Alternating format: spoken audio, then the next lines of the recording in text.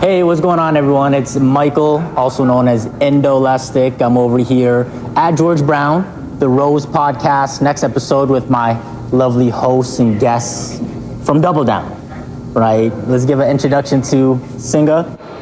Hi guys, I'm Seunga Lee. I'm a founder of Must, an AI styling app for guys, and I'm happy to be here. Thank you. Yes, and then the man himself who brought us all in today, Kaan. How's it going? My name is Kaan. I'm the co-founder of Double Down. This is a founders community that we started, and Seunga is one of our first inside one of our first cohorts along with Michael.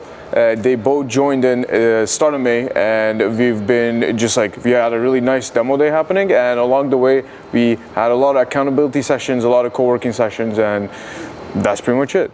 Yeah, I mean, it's been a crazy month, May, right? Toronto Tech Week, a lot to talk about, and we'll get some opinions from everyone, because the least I'll say is I feel like I've been out to action. Like, I haven't been skin in the game as much as you two, and I want to get your stories on both your perspectives. As myself, again, running this creative company, trying to do so much, I'm just trying to make sure that I have enough energy for everything. And then that being said, for you two, especially just with your stories, how are you finding just your energy into this month, Toronto Tech Week? Seunga, do you want to go into it first? Well, it was amazing. It was my first Toronto Tech Week ever, and I've been attending 5 events per day because I was very focused on networking and promoting my service. And then, yeah, it was cool, but I had to maintain my social battery because it was like running out in every hour. You know, like introducing yourself. You're gonna introducing yourself like 300 times a day, and you're gonna promote your service and your life story, different like cool people. But yeah, it was really fun and exhausting at the same time. Yeah. The introducing yourself 300 times a day is really real for me, because like every single time I was like, oh, I'm pitching, but like after a while I had a shift in my mindset. It's like what if they pitch to me? As in, like, so like I started just like, oh, what are you building? And I like started asking more and more questions about what they're building, and like showing genuine curiosity, which is something that I've seen to be like quite important. Like that's how I recruited you guys to join the batch, because I was like really interested in what you were doing and how you got to that position. So just like having people pitch to me instead has been really, really insightful. And like even if like I have to pitch, like that might be on like a meeting, investor meeting, if they're really interested in what we're doing, or like that might be in an interview after they apply. So yeah, but meeting like 300 people plus like every day. Yeah. Like demoing in front of people, pitching a lot of things, like pitching what you do like every single time has been quite like exhilarating, let's say. Well, for the audience to know, Kaan and I actually connected at the Shopify Builder Station. It was like one of those Builder Sundays and stuff. And again, when he told me about Double Down, it was like a brand new idea because I'm new to the space with the whole tech stuff. So again, why don't you tell the audience a little bit about what Double Down is, and like why were you inspired to just get this cohort together and find people like Seunga and myself? Okay, of course. So it has like a really nice story to begin with, which this is like in January at the start of the year 2026, and we said like, what if we actually made a hacker house this month and just invited a bunch of people in, like so they co-work together and they bring their ideas. So that was the big difference. They bring their ideas, they get it into a product, then they might get traction, and we'll help them out. We'll do other events as well. It worked well. It worked really well in a sense that some people started actually getting traction. We had one of our residents actually close like enterprise clients. So just creating that amount of buzz, getting a lot of VCs in the room has been really interesting experience for me, and I wanted to like bring that in a more like a lot more official way, and just like start off with a batch that is like strong, that has a product, that's working with a team and everything. So that was the dream, and in a selfish way, I wanted to see that the founders around me are also like accelerating on what they do, are held accountable, skin in the game, all that. So that's why I created the accountability sessions. That's why I wanted to end it with a demo day at the end. So that's kind of how it evolved over time. And now now basically we're starting a new batch mid-June. Wow, already. Yeah, there's Gotta keep going. It doesn't stop. it doesn't stop. He's like, is the go, go, idea. go, go, go. Yeah, the idea is that it doesn't stop, and I like that it doesn't stop, because the moment that you feel the deceleration, you feel like, oh, am I doing something wrong? Because if you're not growing, you might as well be like dying. Yeah. So in that sense, I do like doing something at all times. And yeah, it was just like great meeting you in Builder Sundays. It was great meeting you in the first Lovable event, which is the first event that I like. right. I came by and was like, oh, you gotta run the Lovable event. I'm like, okay, sure, let's run it. Well, I gotta know too. How did you two meet? Seunga, do you want to tell the story, like how you even got connected with Kaan and just the whole double down connection? I think it was Lovable Meetup. Right? Yeah, right. I demoed your products. Seunga was demoing. Exactly. And I came by and it's like, oh, because she has a fashion app, and I was like, is what I have right now good enough? Well, like, I had a pretty serious fit. So Seunga, were you saying he was unfashionable? Like he fit the criteria? It wasn't unfashionable. It was just like not colorful enough. I mean, no comment. Damn. Okay. Leave it to the app. Yeah. yeah. Well, tell us about the app. Tell us about the app, just so the audience knows just what you're building. Oh yeah, so it's AI stylist and image consulting app for men. You just need to take 3 photos, selfie for the color detection. AI will detect your skin color, hair color, and iris color, and generate the whole best color palette for you. And secondly, you're gonna take 2 body photos, body photo of your front view and back views. AI will detect or like measure all the necessary part, like shoulder width, waist, like leg length, and calculate all the proportion and body ratio, and suggest you the best fit. Like imagine you go to Uniqlo, you will see like mid-rise, low-rise, straight. Yes.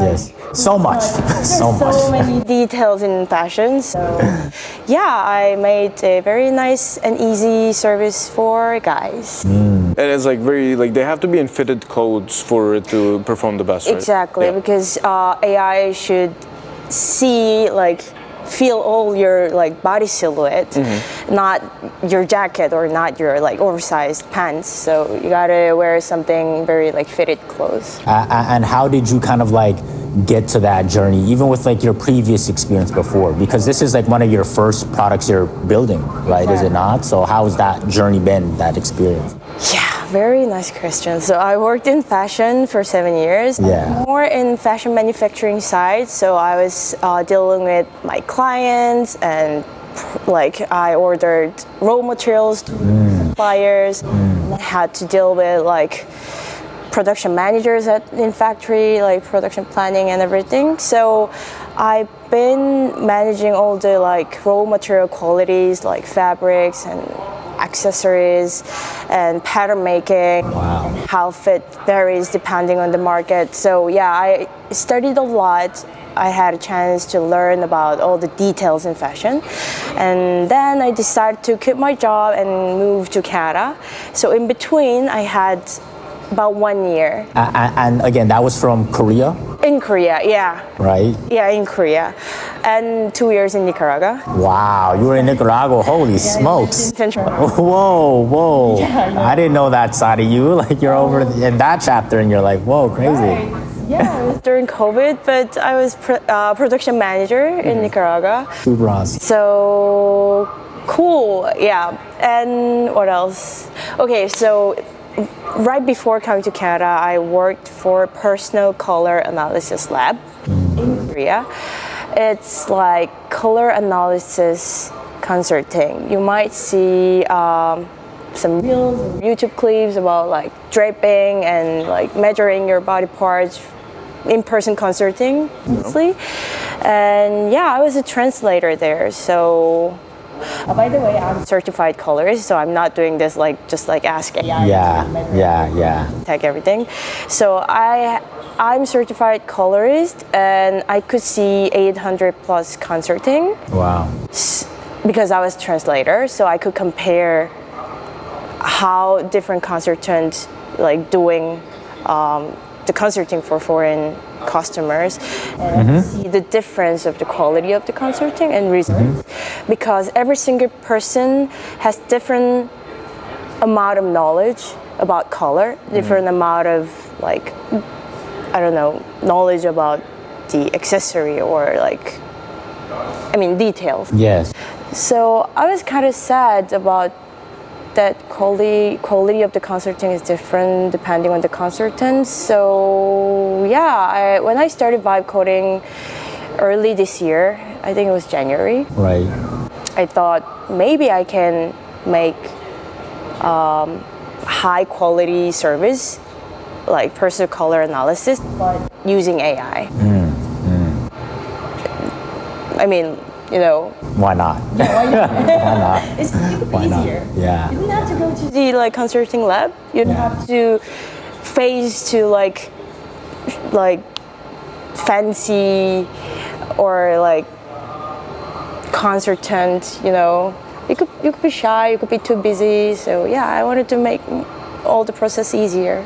I mean, it's so awesome though, because like, you know, just being probably a builder a few years ago, it was so difficult to probably come up with these ideas, and now it's just like, we can just get to it, right? And like, how have you found that progress since starting? Like a lot quicker, right? Or how has it been? All these things happen in like 3 to 4 months. Yeah. I've never imagined I became like builder. I'm like vibe coding. Yeah. Everything, developer, CTO, marketing, Like design logo, just telling them like I want this and this and this mood, and I just have a logo design, like, you know. And again, for the audience to know, you just were coming from a background from being a colorist, right? So you never necessarily went to school for coding or development, none of that, right? Still, I don't know well, but I'm a little bit familiar with like. So what was that like jump for you to be like, okay, I want to try it, right? Right. Okay. I was looking for something new. It was end of last year. I quit my job, and then I wanted to have a remote job. But imagine if you work in operation, like fashion operation, for 7-8 years. Yeah. It's really hard to get a remote job. I'm not a designer. I'm not a like developer. So I was like browsing. I had kind of a little bit of like hard time, and yeah, one of my friend, he recommended like Luma. And she said like you can meet some people and you can learn something from like conference or meetups. So you've been going to Luma events since December? Yeah. Okay, and you come like this far, now you know a lot of people, and you've been connecting with a lot of people as well. The very first event that I went was Eris event. Okay. Lovable. Oh, Eris and Lovable, yes, Eris I remember, and yeah, so it made me like came all the way here and like sitting here and doing podcasts with you guys. Well, Kaan, you know it best, right? Because you're like an ambassador for like a lot of these different companies. So like, tell us about that. Like, just the whole connection over there. So like the Lovable events, what we do basically is to get people to demo in the same room. Like there's like a corner that we have for people demoing their vibe coded apps, their products, whichever. And we try to do demos, we try to do like demonstrations on how to use the app, and overall, it just talks about like overall like company building or how to code your app.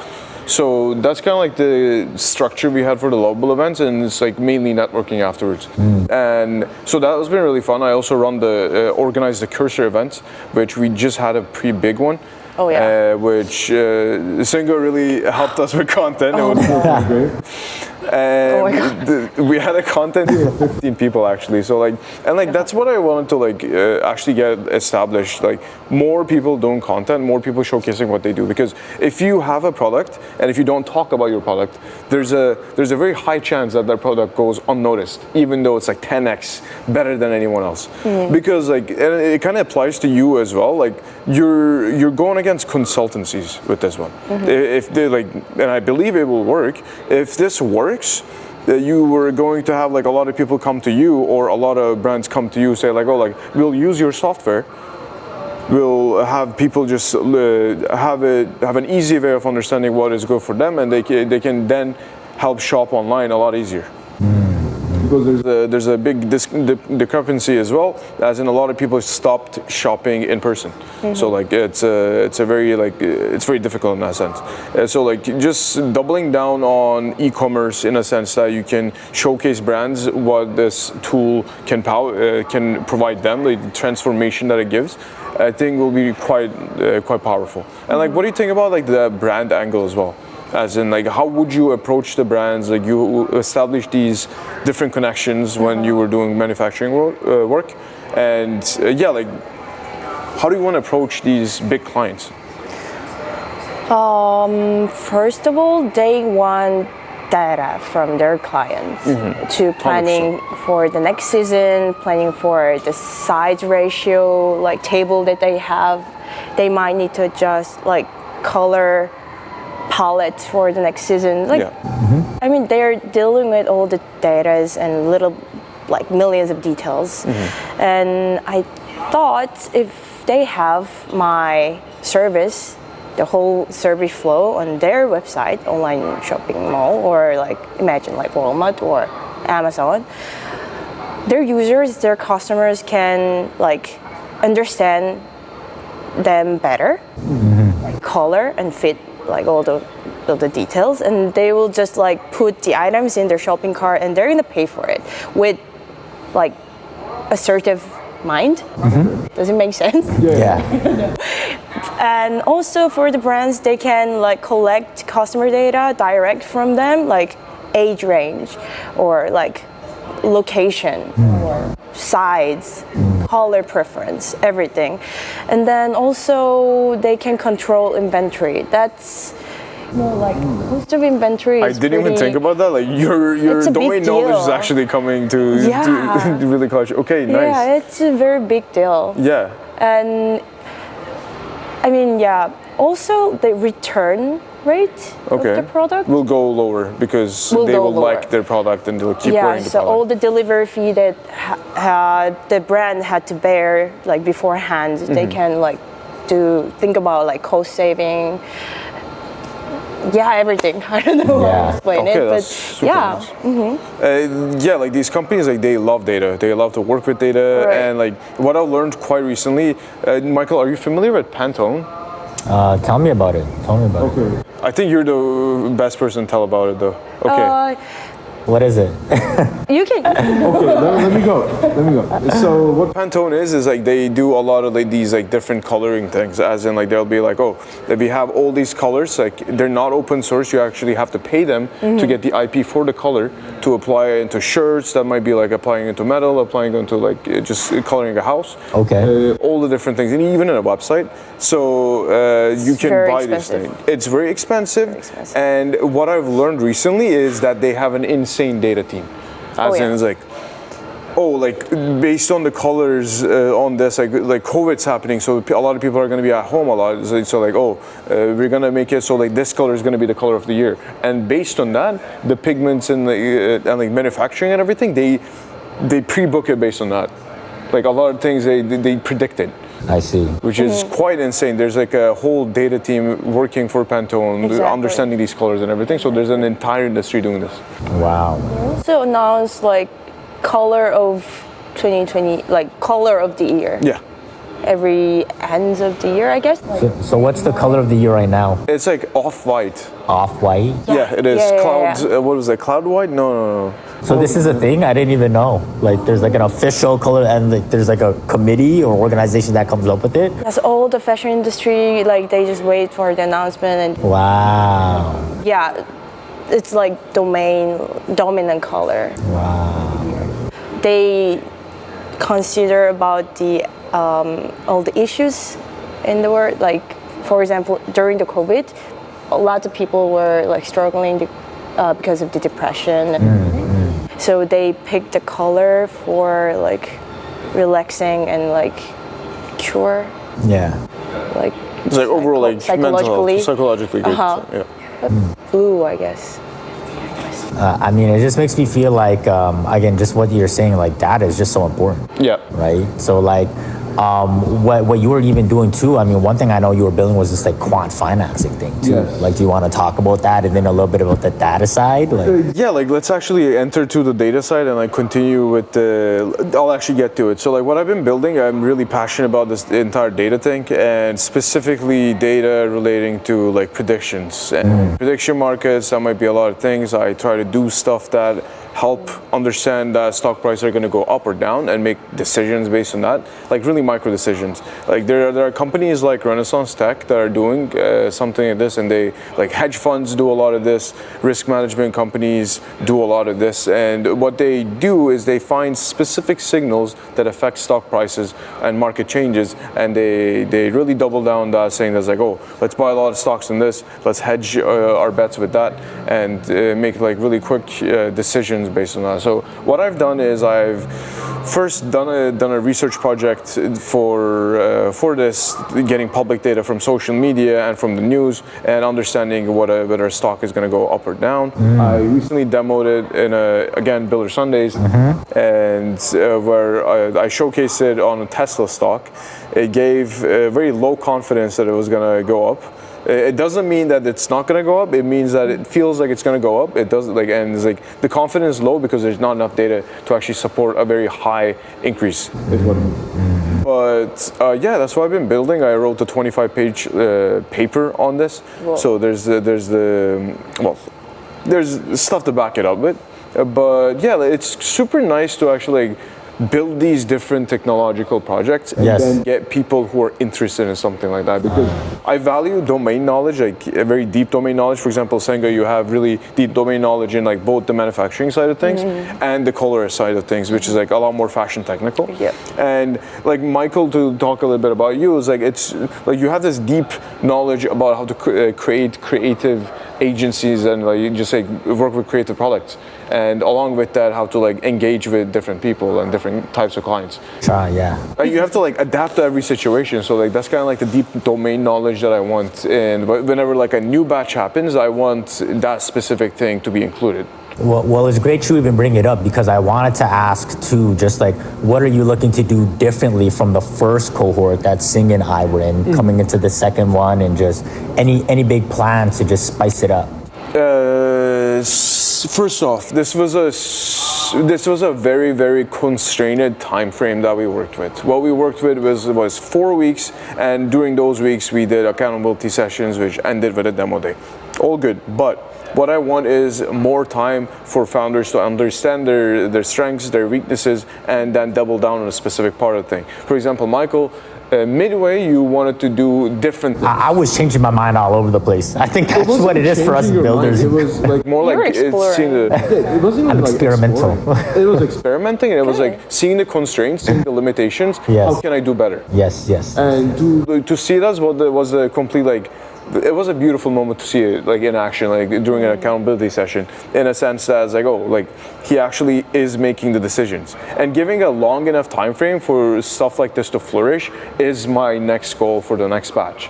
Other than that, like strict money moves. Like I want to see more people making more money in a batch, and so like we get like better testimonials, and I see happier people. And Seunga, what about yourself? I mean, what was your experience like just doing this all? Because at least for me, this was my first time. And I didn't know what you were expecting coming into it, but I was just like, I'm gonna just go where the wind blows. Like I'm gonna meet some people, I'm excited to share my idea, and I'm glad to be here because it's another step closer to where I wanna be at with, obviously for myself, being this creative studio, we were just a group of friends, right? Just making art and all that. And now, again, we're in a room with other creative minds, entrepreneurs, people with founding ideas, and we're glad to play the game with them. So, like, how do you feel about just that experience last month, like doing it? Cohort? Yeah. Yeah, well, I was very happy because I felt like I'm a part of this cohort. I was kind of lonely. Because imagine, like, you've been working, like, surrounded your coworkers for 7 years, but all of a sudden you're, like, doing something. It's very new, it's exciting, but I had to, like, find an event to meet people, or, like, co-working space to meet people, or I would just, like, vibe coding. Yeah. Yeah. You know, I didn't know where am I going, and I wanted like some feedback, but yeah, I gotta find people. I wanted to interact with people, and it was really nice and like warm feeling. Okay, it's good that you like the happiness was the feeling that it Resulted in. I wanted to make it so like, oh, it's company is like you don't like stop building alone, which was the slogan. But in that sense, like it's great. Like how was it like interacting and being around different like founders building in different industries? It was awesome. I've learned a lot. I didn't know about like media agency and didn't know about Beaverly. Yeah, Shred. Shout out Trey. Shout out Trey. Yeah, but it's the whole new word, and like she's designer, right? Yeah. Design. It's like, oh my god, it's like mind blowing. You learned a lot. Like at least we had like you have a crypto the company that's Yeah, we're doing all this Web3 you learned a stuff. little bit about that side as well. Yeah, but I don't know well about. Yeah, it's always It's a different world. It's a different world. finance. What is he talking about? I know. I'm just like, okay, Web3, like crypto. Well, one thing I wanted to ask too, and maybe it's a little bit more of a personal question, but like I find that like, at least coming from like the music media industry, I find that it was like a really male dominated space. And like coming into like the tech stuff, like I feel like there was a little bit more like diversity, let's just say. And I was glad in the cohort that we had some diversity, just like people with unique minds and stuff. But being someone that's been in the space for probably a few months now and doing Toronto Tech Week, how do you find just being like a female founder and just surrounding yourself around like other people, right? Do you find that space to be including, exclusive, inclusive? What are your thoughts? I love diversity. That's why I picked Toronto to move. And yeah, even though tech world is male dominant, of course, it's 90%. The world is more or less male dominant. Thankfully, fortunately, I choose Aries for my first Yes, event, right? that was are you familiar with the Eris event? Aries? What is that again? Like AI and woman in AI. Yeah, type woman of in events. AI. Yeah. Oh, so that's like, collaboration. oh, awesome. Yeah, so now I became very good friends with the host, Ramona, Jen. Oh, Yeah, and yeah, I don't know. Somehow I'm meeting lots of cool female founders and female like tech and like workers. Workers are weird. Tech. People in tech. enthusiasts, people, yeah, all of them. Like my friends are like 50-50, I guess, gender-wise. Awesome. So yeah, I'm enjoying a lot. Well, one thing I had to just spin up the question, and I know we've been talking about it back and forth, just like being founders and being builders, but then we were also talking about content. And it's funny because I had a conversation with one of my buddies who's a musician, right? We're in the creative industry, we're doing all this stuff. And it's funny because for musicians, he brought up the idea that a lot of times these record labels or these people that are looking to sign artists are not just looking at the music anymore, they're looking at the content, which Instagram and again, a lot of times with these musicians too, they're not really selling their music, they're selling their content. And I find that a lot of times too, especially for yourself being a content creator, I know you're creating content, like we're creating a lot of content and then we also gotta build content, like build the product. And then it's like, how do we find the harmony with that? And what are your thoughts on it? Like, do you think the content is as important? Why is that so? Do you think builders should be, or founders should be spending more time working on their product or marketing themselves? And I just wanted to get some thoughts from everyone, because I feel like it's such a, I feel like it's kind of controversial in a way, because I get mixed about it. I heard this Steve Jobs quote, and I'll end it off like this, where he would always talk about working on the product. Why would you market anything unless the product is good? But I find that a lot of people in this space are not marketing their product enough. They're probably more or less talking about their experiences and stuff, being in this space and being a founder. What are your thoughts, Seunga? Like, how do you feel about it, being a content creator yourself and all that? My perspective, content creation or marketing yourself is very important. I've been attending lots of VC event or investor event, and I found that they invest on person, not the product. And I feel like, for me, content creation is I'm building my own portfolio. Say, for example, I worked in fashion. I had zero technical background, so I had to prove myself. I'm serious. I really want to learn what is AI. I'm really into AI, those kind of things. That's how I started creating event recap video of AI conference, AI meetups, because I have to prove myself. I attended there. Yeah. I learned this and I met these people, and I'm building my own career in tech, in AI. Yeah. That's how I promoted myself, me as a brand or me as a person or founder. And yeah, I feel like now, if you're living in 2026 and there's lots of media generation, AI tool, whatever, either you got it, if you're a musician, if you're a developer, if you're a marketer, you got to make your own contents to sell yourself. I love that. Sell your product. Yeah, Yep. it's interesting because you're saying that you've taken a bet on yourself first, and then you showcasing this bet through making content. Right. And through that, the investors can understand that you're taking a bet on yourself, all of this. You're taking a bet on the industry, the tech, AI, and everything, and so they can take a bet on you. Yep. That's how an investment happens. So it's interesting because it's just putting the word out there. I do understand Steve Jobs' perspective and saying product is first. You have to always have the best product possible. But the time frame of a product, of creating a product, has gotten so small. So everything around that, the distribution channels, the way that you do content, You're so right. has become the important part. I'm not saying product is not important, but again, it's the times have changed substantially. Yeah. I mean, as for yourself too, just being someone that's probably meeting so many people, seeing all these products, what are some things that you feel like should stand out for someone that's looking to invest in a product or whatever the case is?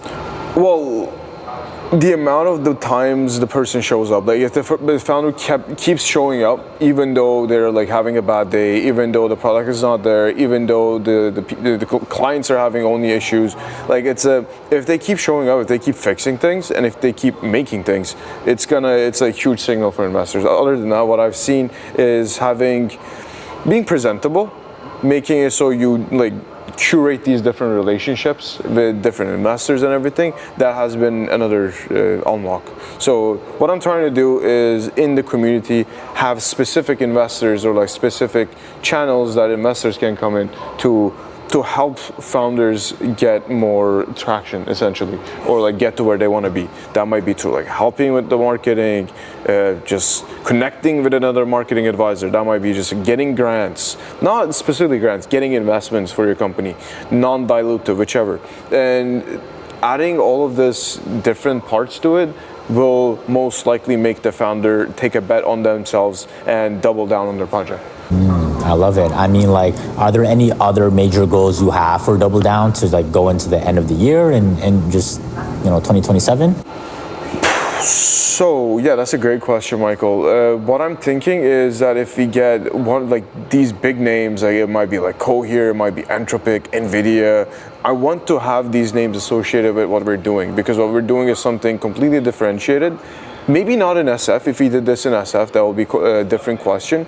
But I'm trying to make it so we have curative founders. I'm trying to make it so we have founders that actually get to product market fit and fast. And I want to see them keep speeding up and more and more. And because of that, if people believe in the vision, and for now, I do have reason to believe that they do. I just want to keep continuing on that line, and if they're interested, get them in as well and give them a front row seat in what's going on. As in these founders, I'm taking a bet on them. Please take a bet on them too. And for the audience to know too, Kaan's from Ottawa, so how did the whole connection just jump over? Because I gotta bring it up. Yeah, sure. And tell us a little bit about what makes Toronto just the hotspot, just being here and just being someone that's in the space too. One thing is, even after Toronto Tech Week, what I've seen is that I have attended again, Seunga, 5 events every single day, and I'm not able to do that back in the city where I studied.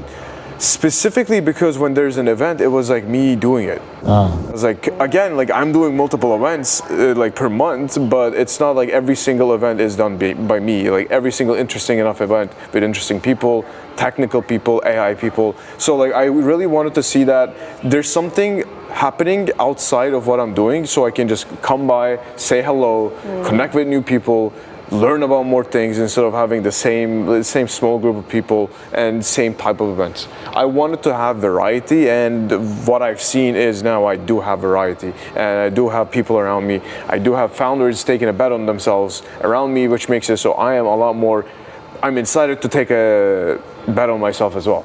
And Seunga, what about yourself? Like, what are your like big goals, or where do you want to take things for Must just for the end of the year, and anything that the audience might need to know? I want to monetize. You want to monetize? We all do. Yeah, of course. I need some money to pay my rent. No. Yeah, of course. Like, I'm first-time founder. This is my very first business, so I want to. I mean, every single event or the things that I have to deal with is first time. So yeah, I want to make. I can't wait to have my very first paid user. Yes. And first brand collaboration. Yes. And then yeah, eventually I want to position my app as image consulting or like something more mental health or something. Oh, to okay. boost I like that. Okay, my yeah. users. That's a great association with things. you Yeah. niche Down and you find the specific things. Yeah. Okay. So yeah. I mean, I'm curious because everyone knows that you're from Korea and stuff. So, like, why did you make that jump from Toronto too? And just how have you been finding the whole environment just being here? Korea to Toronto? Yeah, and just even just the whole tech space from being immersed into it. I mean, I want, of course, like diversity. Yeah. Korea is now became better, I would say, from my perspective. But yeah, I wanted some diversity. Of course. It could be cultural diversity. It could be like more like accepting, like friendly environment. Yes, yes. I wanted to live English-speaking country. Has it been the right choice? Maybe because I'm speaking in English, right? Yeah, yeah. And how long have you been here for again? 1 year and a half. Wow, it's crazy. So it's been a journey for sure. Yeah, shout out to you. Well, again, thanks everyone for just tuning on in. Again, just want to thank everyone for just watching the podcast, supporting us, and spending the time with these lovely people that we have over on here. I'm Indo, also known as Michael, part of Rhozeland. I'll spin it to the speakers. Anything you two want to close off with and just say to the audience? Well, I'm Kaan from Double Down, and if you're ever interested in startups, maybe it's not too late to join. Yourself? Hi, I'm Seunga again. If you're a guy and if you don't know how to like styling yourself, you might need my service. Try Must. Try Must. It's a must. It's a must. It's a must. MU_ST. And it's a must that you tune on into the next episode. Thank you guys so much. We'll catch y'all in the next one.